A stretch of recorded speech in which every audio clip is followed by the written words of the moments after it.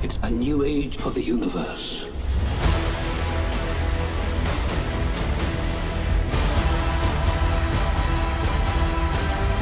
The term retrofuturism, Yeah. I think, is thrown out, and It's absolutely correct. you know, the creature design, the costumes, the wardrobe. You know, I really fell in love with the world that was created. Yeah. And I was wondering if that was always your intent to kind of create this like style within this. Absolutely. universe. Absolutely. I had this really specific kind of retro sci-fi. You know, I want to put. I always was trying to put fantasy first. You know, before technology. Even though like there's tons of technology is everywhere. I was really interested in the mythological, and I think that that's what you get in the end with something like this. Is that you end up with this kind of really cool.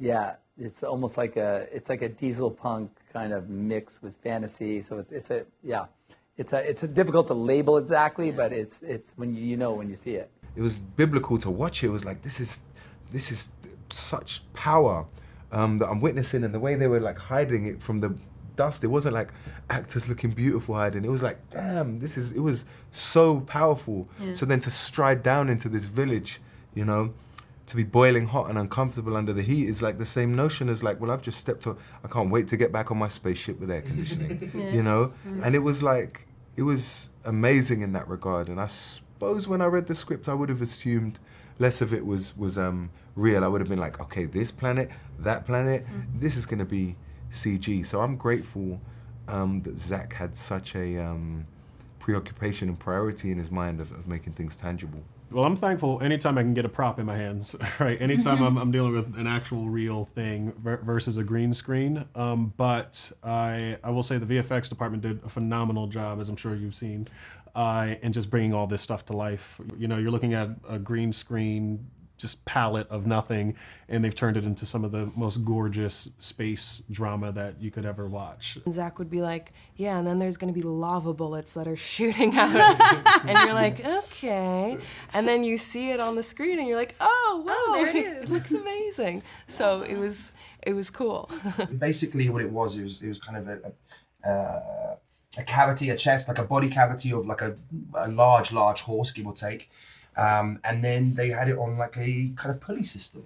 You know, like cranes can go up and down, like kind of cherry pickers. Imagine that, but it's all manually moved. So I could go up 20 feet in 1 second. So it was like, you know, there was all this kind of momentum and physicality that allowed me, and I think what gave the kind of the spectator kind of more realism, even though I'm obviously not flying a huge, beautiful griffin-like creature called a Bennu, but it at least gave me the physical opportunity to move and turn and contort the way it would be if you were trying to control, you know, this beautiful creature 400 feet up in the sky. It was an amazing thing to be able to have the practical approach. The wonderful Spider, one of our stunt specialists, he also had the head. So he would be pecking at me, moving towards me, doing all that stuff. And that, you know, again, it gave me a lot physically to work with as opposed to just a green screen and then hoping for the best.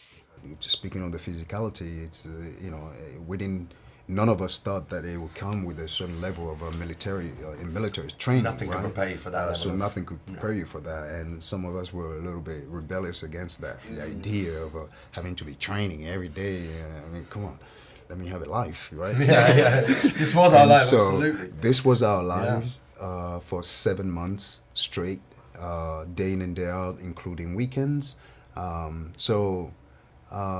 Big ups to Zack, yeah. In the spirit of Kai, in the spirit of thievery, I guess, or being gifted something on set. What are we gonna do? I'm just wondering if you know, this is such a cool world, and like all the props were amazing, costumes were really cool. Did you guys take anything from set? I have to know. Yeah. I have to steal something on every job. And so I stole the grills. You did? Yeah. Oh, I nice gotta one. edit those. I shouldn't have said that. I'm gonna get a letter from Netflix tonight asking for them back. I didn't. Good luck. Oh, I didn't take anything, but there's a little leather bracelet that I guess after wearing it for 8 months every day, I was done with it. But now I thought, that would be so nice to wear it tonight to the premiere. Right. And then you would see it and say, oh, you're wearing that bracelet. Yeah. Imagine how you're going to feel when I wear the grills. When this came around, I didn't think, okay, no, I think I'm ready, but it ever happened, and I was like, I think I'm ready now. And it came at the perfect timing. From Kingsman, I just felt like I needed to learn still a lot. I wanted to be on set, and I'm so grateful for everybody that I got to share the screen with from Kingsman until now, because I have learned so much. And the more I learned, the more I realized how much more I needed to learn. And I felt that I wanted to be at a more stable place before I could carry a movie, before I could be a lead.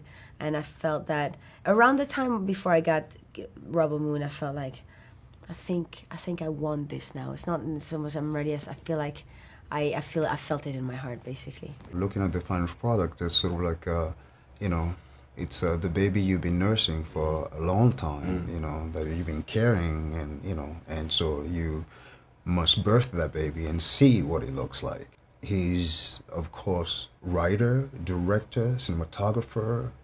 He's behind the camera for the most, you know, holding his own camera, filming. That in itself, when you, as a talent, when you're working with a director like that, is intimidating, because that director really needs to, he wants an actor who's available. Is that also the necklace from the movie? It is a necklace from the movie. Like, Another example of Zack being amazing. So my wife, when I booked the job, gave me this as a present. And then I told Zack about that, and he was like, fantastic. I was like, can we put it somewhere in the movie? He's like, let's make it your necklace. And I can't give too much away, but it actually holds even more story towards, you know, even more my backstory as well. So him allowing me again to embed something so personal is just a testament to him as a director. The time has come for all that you love. Protect each other and show them no mercy.